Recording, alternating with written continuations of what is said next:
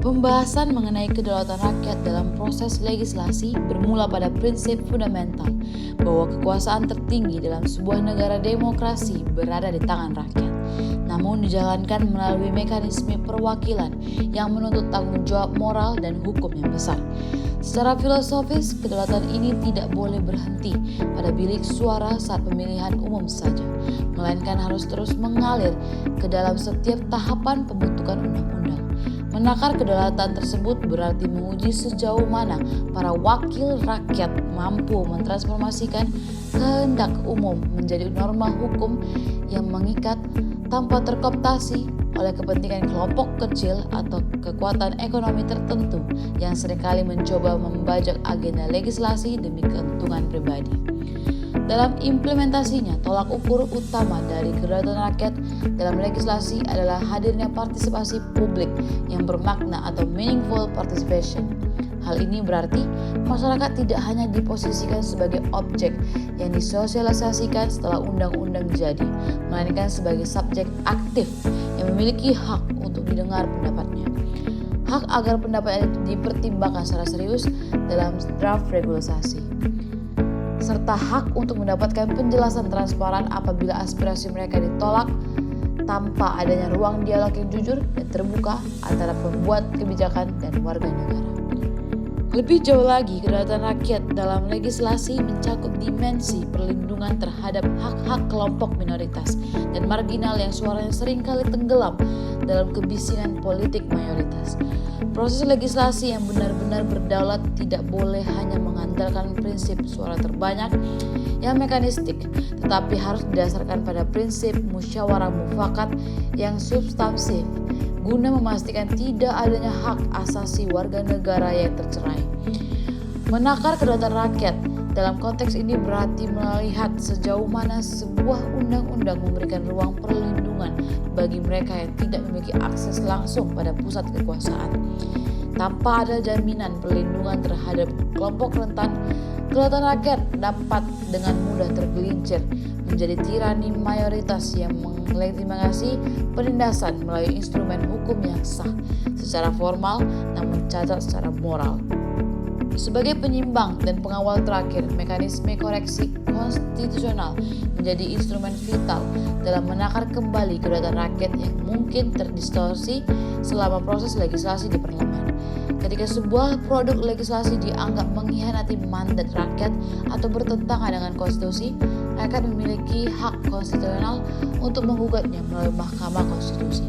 Disinilah kedaulatan rakyat diuji kembali melalui penalaran hukum yang objektif, di mana para hakim konstitusi bertindak sebagai penengah untuk memastikan bahwa kehendak rakyat yang lebih tinggi, yaitu konstitusi, tidak dilanggar oleh kehendak temporer para politisi.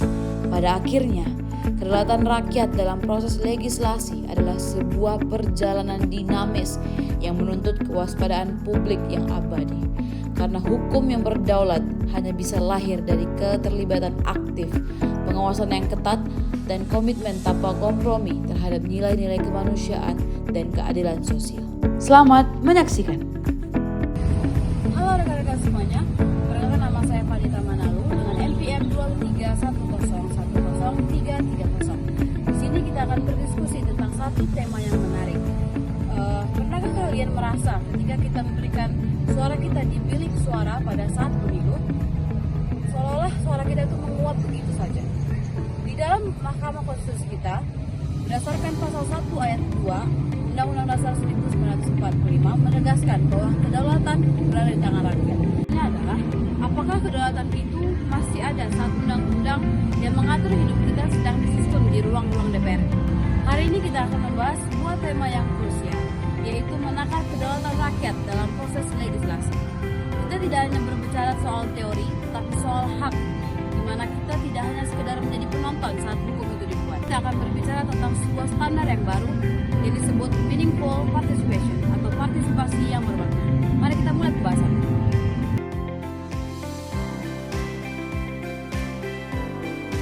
Pertanyaan pertama adalah, mengapa rakyat harus terlibat?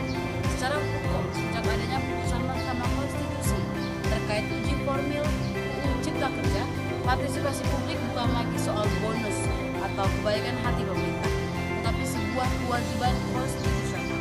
Ada 3 pilar utama yang harus dipenuhi agar sebuah aspirasi itu dianggap sah secara bermakna.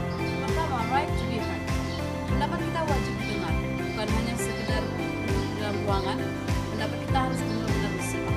Yang kedua, right to be considered. Pendapat kita wajib dipertimbangkan. Jika memang masukannya ditolak, maka harus ada alasan yang jelas. Yang ketiga, right to be explained. Pemerintah wajib menjelaskan mengapa sebuah aspirasi itu diterima ataupun ditolak. Tanpa 3 hal ini, sebuah proses legislasi hanyalah sebuah drama administrasi tanpa ruh kedaulatan.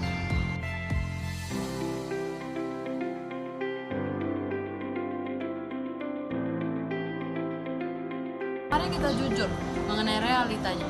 Di lapangan, partisipasi seringkali hanya menjadi checklist administrasi. Pernahkah kalian mendengarkan istilah sosialisasi undang-undang? Seringkali pemerintah baru turun ke masyarakat saat undang-undangnya hampir dibuat atau ketuk palu ataupun bahkan sudah disahkan. Ini bukan partisipasi tapi pemberitahuan. Masalah lainnya adalah akses terhadap RUU. Bagaimana mungkin kita bisa memberikan masukan yang berkualitas jika dokumen yang sedang dibahas itu sangat sulit diakses oleh publik? Seringkali masyarakat sipil harus bergerilya mencari draft versi terbaru di internet karena tidak ada transparansi sejak awal. Ketika hukum dibahas secara terburu-buru atau kejar tayang, yang dikorbankan adalah kualitas dan kedaulatan rakyat itu sendiri.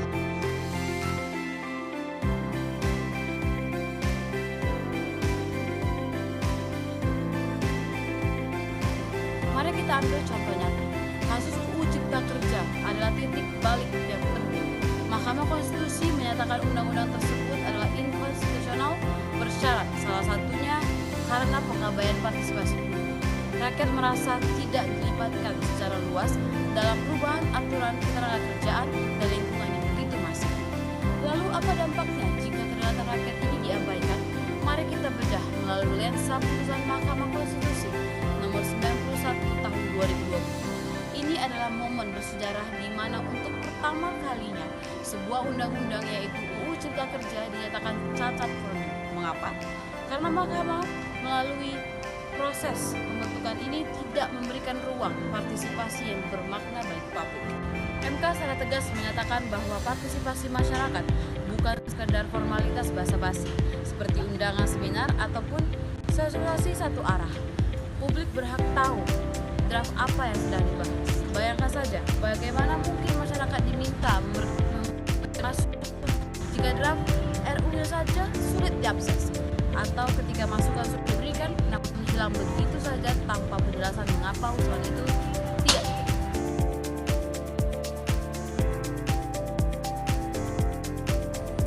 Lalu apa solusinya?